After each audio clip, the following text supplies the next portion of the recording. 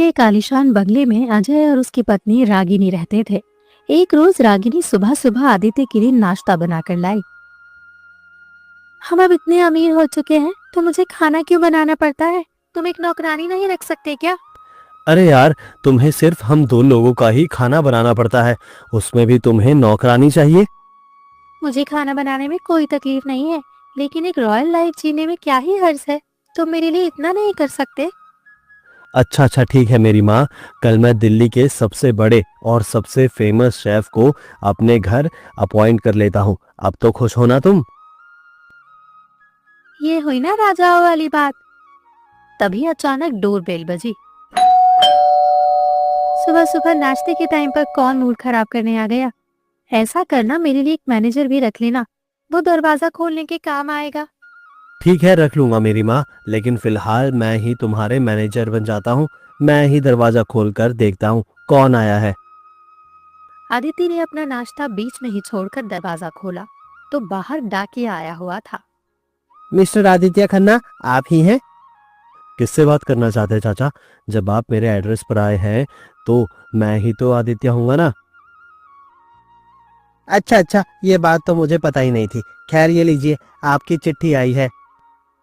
Mobile के जमाने में भला चिट्ठी कौन भेजता है? ठीक है, थैंक यू चाचा। ये लो, बच्चों के लिए मिठाई लेते जाना। आज के जमाने में भी आप जैसे दिल वाले यहाँ रहते हैं, दिल्ली जैसे शहर में? यकीन नहीं होता। Thank you mister Aditya. इतना बोलकर डाकिया वहां से चला गया। आदित्य ने दरवाजा बंद किया और लिफाफा खोलते खोलते फिर से नाश्ते की टेबल पर आकर बैठ गया। किसका लव लेटर आया है आदित्य? अरे यार, पहले खोलकर देखने तो दो। आदित्य ने जब लेटर पढ़ा तो उसके पैरों तले जमीन खिसक गई। क्या हुआ आदित्य? तुम्हारे चेहरे का एक्सप्रेशन देखकर लग रहा है कि कोई बुरी खबर है। कहीं बिजनेस में कोई घाटा तो नहीं हो गया? यार, तुम्हें हमेशा मेरे बिजनेस की क्यों पड़ी रहती है? मौसा जी खत्म हो गए। तुम तो जानती हो, मेरी माँ अपने दोनों बहनों के साथ रहती है गांव में। एक मौसा ही बचे थे, वो भी चल बसे। गांव वालों ने चिट्ठी भेजी है, हमें अभी निकलना होगा।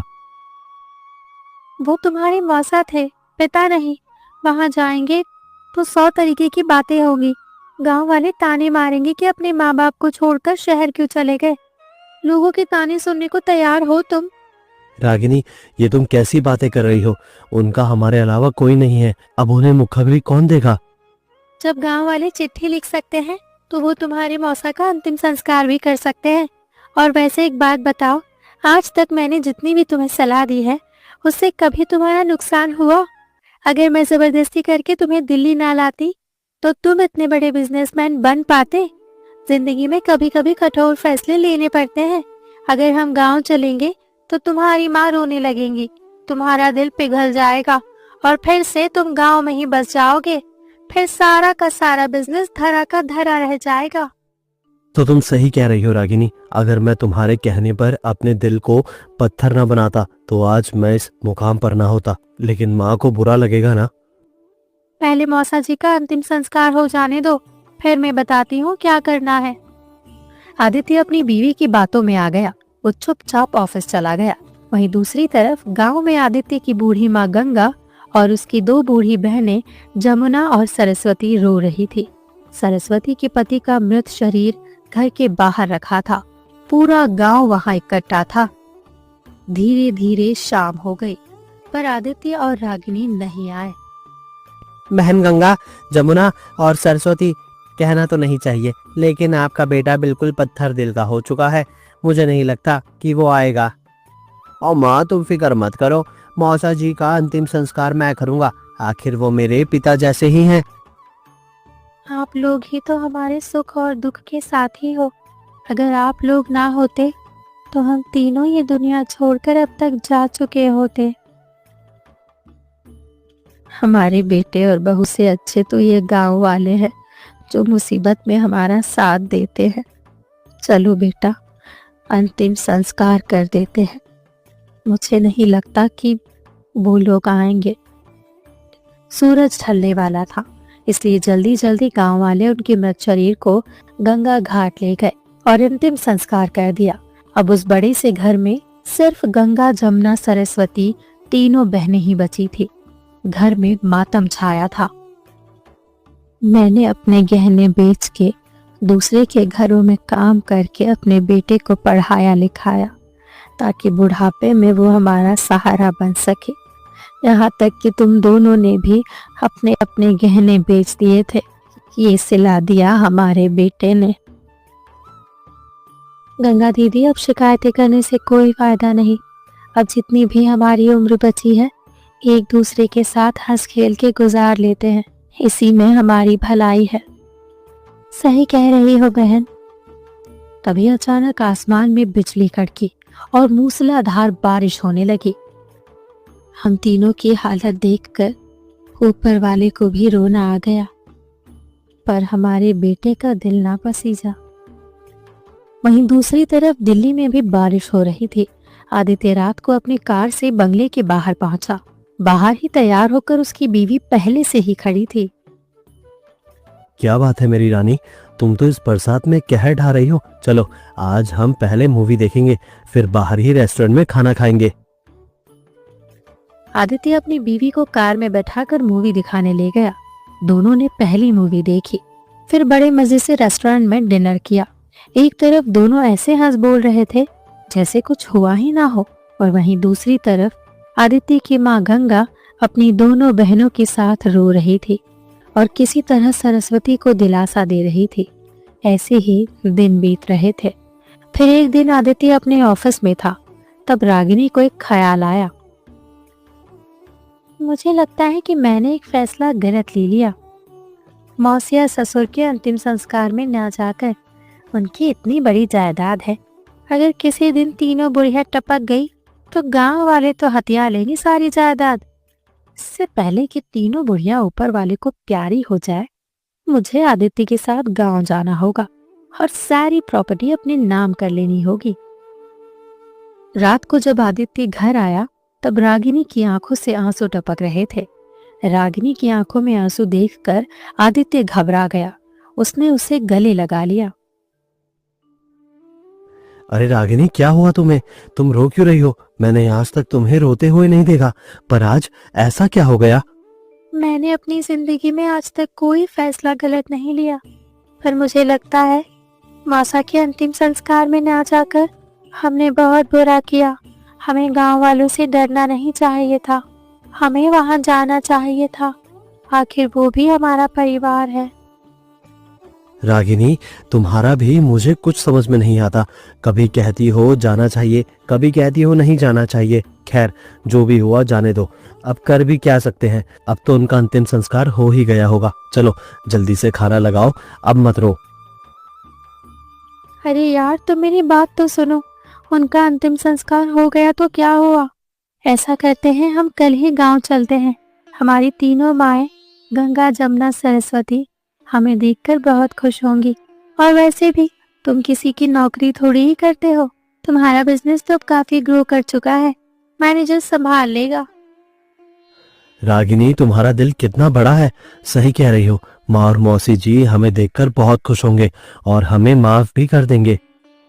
अरे सासू माँ से बोल देंगे कि हमें आज ही चिट्ठी मिली, सारा इल्जाम डाकिए पर डाल देंगे, फिर वो कुछ नहीं कह पाएंगे। क्या बात है रागिनी, तुम्हारा दिमाग तो बिल्कुल चाचा चौधरी की तरह चलता है। चलो जल्दी से बैग पैक कर लो, कल हम सुबह ही निकलेंगे अपनी कार से। बहुत दिनों से गांव को देखा नहीं है, पुरानी यादें ताजा हो जाएंगी। तो इस तरह आदित्य लगभग अपनी बीवी का गुलाम था। उसकी मानसिकता को रागिनी ने बहुत ही बुरी तरह जकड़ रखा था। उसे पता भी नहीं था कि वो रागिनी का गुलाम है, और यही सबसे बड़ी परेशानी वाली बात थी। अगली सुबह जल्दी से तैयार होकर दोनों गांव के लिए निकल पड़े, लेकिन रास्ते में रागिनी को उल्टी होने लगी। क्या हुआ रागिनी, तुम तो हर सुबह नींबू पानी पीती हो, फिर उल्टी क्यों हो रही है? पता नहीं आदित्य, अचानक से उल्टी क्यों होने लगी। चलो कोई बात नहीं, थोड़ी दूर डॉक्टर पंकज त्रिपाठी का क्लिनिक है, मैं दिखा देता हूँ। आदित्य रागिनी को डॉक्टर पंकज के पास लेकर गया। डॉक्टर ने उसकी जांच की और कहा, यार आदित्य, तुम बिजनेसमैन क्या बन गए? तुमने तो आना ही बंद कर दिया, आए भी तो इतनी बड़ी खुशखबरी लेकर। पंकज यार, मेरी बीवी बीमार है, इसमें कौन सी खुशखबरी? आदित्य, बिजनेस के चक्कर में लगता है तुम्हारा दिमाग बिल्कुल गोबर हो गया है। भाभी जी माँ बनने वाली है। क्या? हाँ, भाभी जी माँ बनने वाली है। भाभी जी, बहुत बहुत बधाई हो आपको। और हाँ, याद रखना, बच्चे की डिलीवरी मेरे अस्पताल में ही होगी और मैं कोई चार्ज नहीं करूंगा। रागिनी, तुम माँ बनने वाली हो। ऐसा करते हैं, गांव जाने का प्लान कैंसिल कर देते हैं, कुछ दिन बाद चलेंगे। अभी तुम्हें आराम की जरूरत है। ये सुनकर रागिनी घबरा गई। वो मन ही मन सोचने लगी, अरे यार, मुझे भी इसी वक्त माँ बनना था। अगर अभी गांव नहीं गए तो गांव वाले सारी प्रॉपर्टी हड़प लेंगे।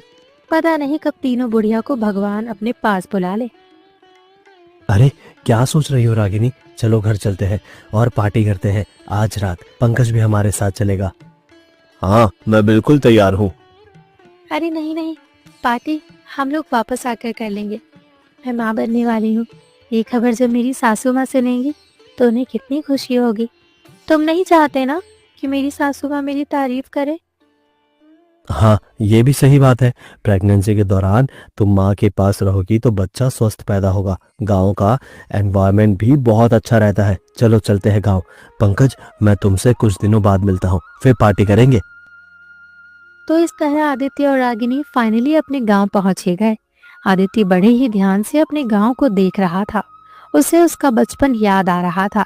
जैसे ही वो अपने घर के पास पहुंचा तो देखा बाहर बहुत सारे गांव वाले इकट्ठा थे।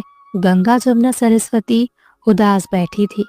आदित्य और रागिनी जैसे ही गाड़ी से बाहर आए, गांव वालों की नजर उन पर पड़ी। कौन हो भाई साहब? क्या लेने आए हो यहाँ? और ये औरत कौन है? अरे काका, पहचाना नहीं मुझे? मैं हूँ आदित्य, और ये आपकी बहू रागिनी। काका, इन दोनों लोगों से कह दो कि मैं किसी आदित्य और रागिनी को नहीं जानती और ना ही हमारा गांव इन्हें जानता है। आदित्य और रागिनी भागकर अपनी माँ के पास आए। दोनों ने गंगा, जमुना, सरस्वती के पैर छुए और कहा, समझ गया माँ, आप सब लोग हमसे बहुत नाराज हो। दरअसल हमें आज ही चिट्ठी मिली, लेकिन जब चिट्ठी में तारीख देखी तो एक हफ्ते पहले की थी। उसमें हमारी क्या गलती है? अरे नहीं बेटा, तुम लोगों की आज तक कभी कोई गलती रही है क्या? चलो, चिट्ठी लेट में पहुंची होगी, ये हम लोग मानते हैं, लेकिन इतने साल बीत गए, कभी तुम लोगों का दिल नहीं पिघला कि जाकर अपने बूढ़े माँ बाप से मिल ले, अपनी मौसी से मिल ले? एक दो दिन का टाइम तो इंसान निकाल ही लेता है। आप लोगों की बातें बिल्कुल सही है। आप लोग बड़े हैं, हमें जो भी कहेंगे हमें मंजूर है। हम तो आपको ये खुशखबरी देने आए थे कि मैं माँ बनने वाली हूँ।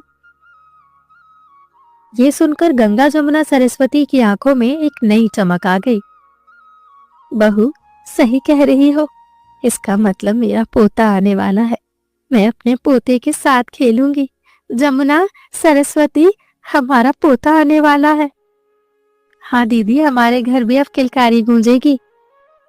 बच्चों, तुम लोगों को अपनी गलती का एहसास हो गया है, इसलिए हम तीनों तुम्हें माफ करते हैं।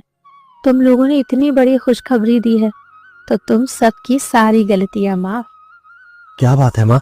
देखो रागिनी, माँ का दिल कितना बड़ा है।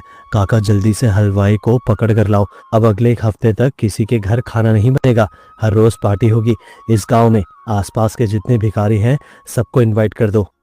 ठीक है बेटा, हम अभी हलवाई को बुला कर लाते हैं। गंगा, जमुना, सरस्वती, तुम तीनों की जिंदगी में खुशियां लौट आई है, अब रोना धोना बंद करो। हाँ काकी, पुरानी बातें भूल जाओ अब। तो इस तरह गांव वाले जश्न की तैयारी करने में लग गए। इधर आदित्य और रागिनी घर के अंदर आ गए। गंगा, जमुना, सरस्वती ने अपने हाथों से शरबत बनाकर आदित्य और रागिनी को पिलाया। रागिनी ने चुपके से शरबत फेंक दिया। बहू, ये शरबत मैंने गन्ने के रस का निकाल कर बनाया है। गांव में बिल्कुल शुद्ध चीजें मिलती है। आने वाले बच्चे के लिए बहुत अच्छा है। तुम्हें पसंद नहीं आया क्या? अरे सासू माँ, मुझे बहुत पसंद आया। देखो, मैंने पूरा ग्लास खाली कर दिया। अच्छा, इतना पसंद आया तो ये लो, एक ग्लास और पियो। अरे नहीं माँ जी, पेट बहुत भरा भरा लग रहा है, रात में पी लूंगी। रात में आदित्य ने पूरे गांव को भोजन करवाया। पूरा गांव खुशियों में डूबा हुआ था। गंगा जमुना सरस्वती को तो जैसे नई जिंदगी मिल गई थी, लेकिन उन्हें नहीं पता था कि खुशियां सिर्फ पल भर की है। ऐसे ही दिन बीत रहे थे और आदित्य हर रोज गांव वालों को खाना खिलाता जा रहा था। फिर एक रोज रागिनी ने आदित्य से चुपके से कहा, आदित्य चलो ना, अपने खेतों के पास चलते हैं। मैंने बहुत दिनों से खेत नहीं देखे। हाँ बेटा, जा बहू को अपने खेत दिखा कर ले आ। आखिर उसे भी तो पता चले कि गांव में हमारे पूर्वजों की खेती कितनी है। आदित्य रागिनी को लेकर खेतों के पास पहुंच गया। आदित्य को खेतों में अपना बचपन दिखाई दे रहा था, जब बचपन में वो अपने माँ बाप के साथ खेतों में धान लगाया करता था, अपने दोस्तों के साथ खेलता था। ये सब उसे साफ साफ दिख रहा था। तभी रागिनी ने उसके कंधे पर हाथ रखा, जिससे वो सपनों से बाहर आ गया। सुनो, खेत तो मैंने बहुत देखे हैं, मुझे तुमसे जरूरी बात करनी है। तुम जब से आए हो गांव वालों पर खर्चा किए जा रहे हो, उससे मुझे कोई तकलीफ नहीं है, लेकिन मेरी बात सुनो। हाँ बोलो, क्या बात है? बात यह है कि अब हमारे खानदान में सासू माँ और हमारी मौसी सास के अलावा कोई नहीं बचा। हमारे पूर्वजों की जमीन, हमारा पुराना घर, सब उन तीनों के ही नाम पर है। हम लोग तो कुछ दिनों बाद फिर से दिल्ली चले जाएंगे। तीनों की उम्र भी हो रही है, ना जाने कब ऊपर वाले का बुलावा आ जाए। ऐसा कहना तो नहीं चाहिए, लेकिन भगवान की मर्जी के आगे किसकी चलती है। अगर हम लोग वक्त पर यहाँ ना पहुंचे तो गांव वाले सारी जमीन जायदाद अपने नाम करवा लेंगे। रागिनी, कैसी बातें कर रही हो? तुमने देखा नहीं गांव वाले कितने प्यार से हमारे साथ रहते हैं। गांव वाले इतने चालाक नहीं होते। मैंने उनके साथ बचपन गुजारा है। आदित्य, तुम एक बिजनेसमैन हो और एक बिजनेसमैन की तरह सोचो, इमोशंस में मत बहो। ये सारी जायदाद एक बार तुम अपने नाम करवा लो, क्या दिक्कत है? जरा सोचो कि गांव वाले हमारी सासू माँ की इतनी सेवा क्यों करते हैं। ससुर जी का अंतिम संस्कार इन्होंने क्यों किया था? इसके पीछे जरूर कोई लालच ही तो होगा। जरा बिजनेस माइंड से सोचो, समझ आ जाएगा।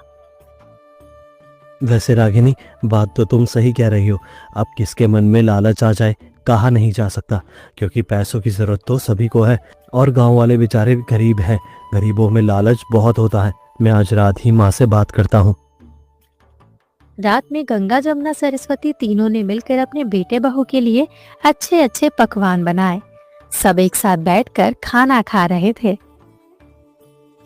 आज कितने सालों बाद एक साथ बैठकर हम लोग इस घर में खाना खा रहे हैं।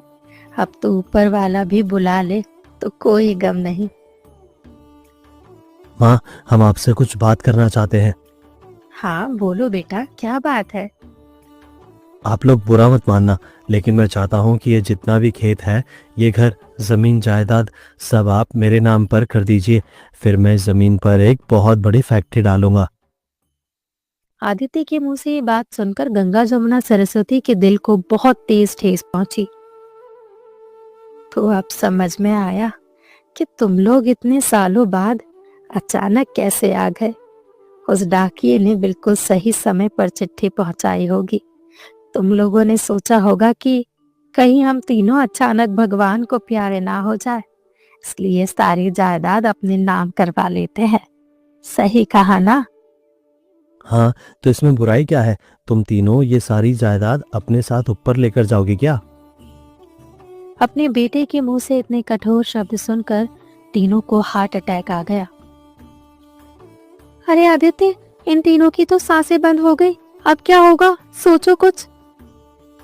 अरे सोचना क्या है रागिनी, माँ बाप के गुजर जाने के बाद सारी जायदाद ऑटोमेटिक बेटे के नाम पर हो जाती है। चलो गांव वालों को इकट्ठा करो, और हाँ, थोड़ा जोर जोर से रोना, वरना ये गांव वाले हमें ताने मार मार कर पागल कर देंगे।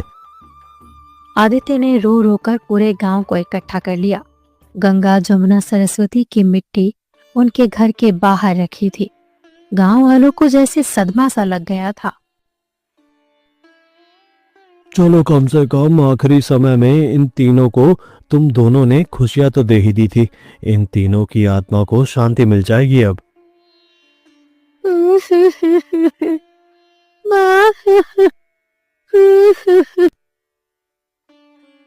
बहू, अब रोने से कोई फायदा नहीं, होने को कौन टाल सकता है।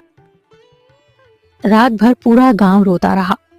सुबह आदित्य ने तीनों का अंतिम संस्कार कर दिया और फिर गांव के एक वकील साहब के पास पहुंच गया। अरे वकील साहब, कुछ साइन वाइन करने हो तो बता दो। मैं अपनी सारी प्रॉपर्टी बेचकर दिल्ली में प्रॉपर्टी लेना चाहता हूँ। इस गांव में अब कुछ नहीं बचा। कौन सी गलतफहमी में जी रहे हो बेटा? इस गांव में तुम्हारी कोई प्रॉपर्टी नहीं है। तुम्हारी तीनों माओं ने दुनिया छोड़ने से ठीक एक दिन पहले अपनी सारी प्रॉपर्टी अनाथालय को दान कर दी थी।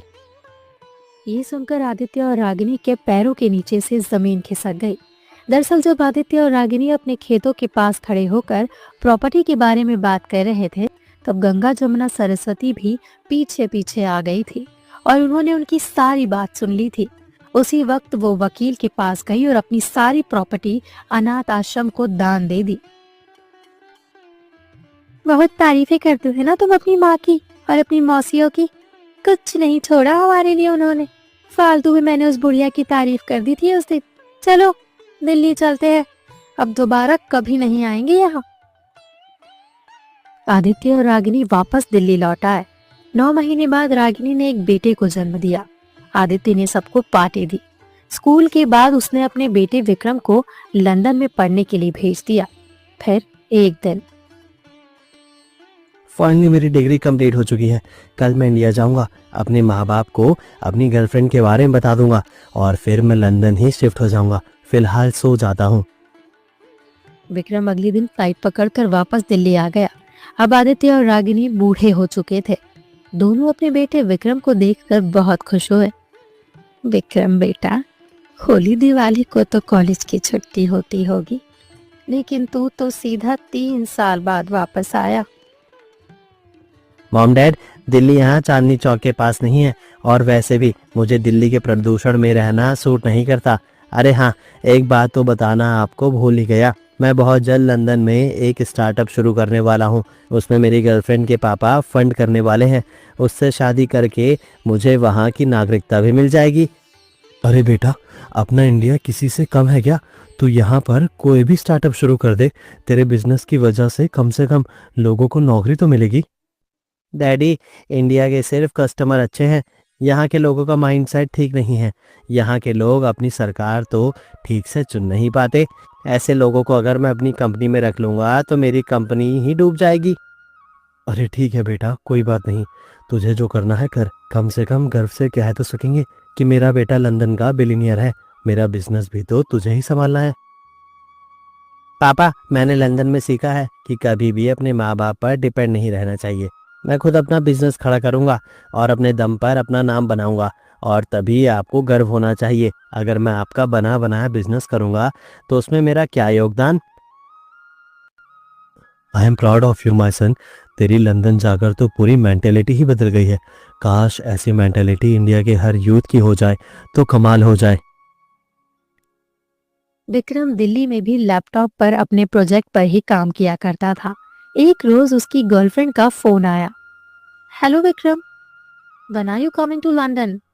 जेनी, मैंने तुम्हें हिंदी सिखाई है ना, तो हिंदी में ही बात किया करो, जिससे तुम्हारी प्रैक्टिस अच्छी हो जाए।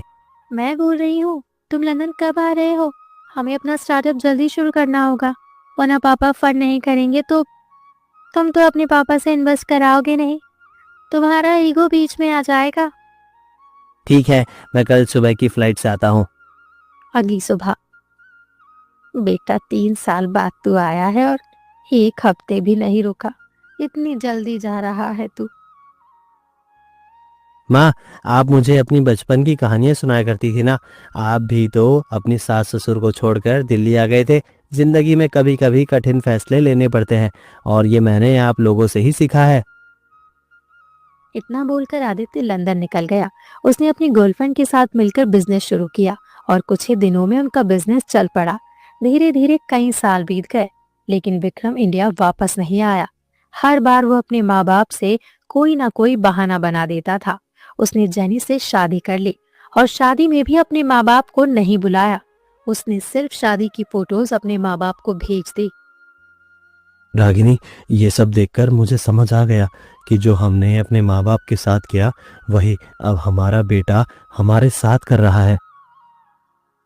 कुछ ही दिनों बाद आदित्य को एहसास होने लगा कि वो रागिनी के हाथ की कठपुतली बना रहा पूरी जिंदगी। इसी गिल्ट की वजह से उसे हार्ट अटैक आ गया और वो दुनिया छोड़कर चला गया। रागिनी ने विक्रम को फोन किया, लेकिन विक्रम अपने बाप को मुखाग्नि देने तक नहीं आया। रागिनी ने खुद ही आदित्य का अंतिम संस्कार किया। जो गलतियां मैंने अपनी जवानी में की, उन सब का फल मुझे मिल रहा है। मैंने पूरी जिंदगी लालच किया। हो सके तो मुझे माफ कर देना भगवान। इसलिए दोस्तों, वक्त करवट जरूर लेता है। हम जैसे बीज बोते हैं वैसे ही फल हमें मिलता है। इसलिए अपने लालच के चक्कर में ना ही कभी अपने माँ बाप का, ना ही किसी भी इंसान का दिल दुखाना चाहिए। मिलती हूँ आपसे ऐसी ही एक और प्रेरणादायक कहानी के साथ।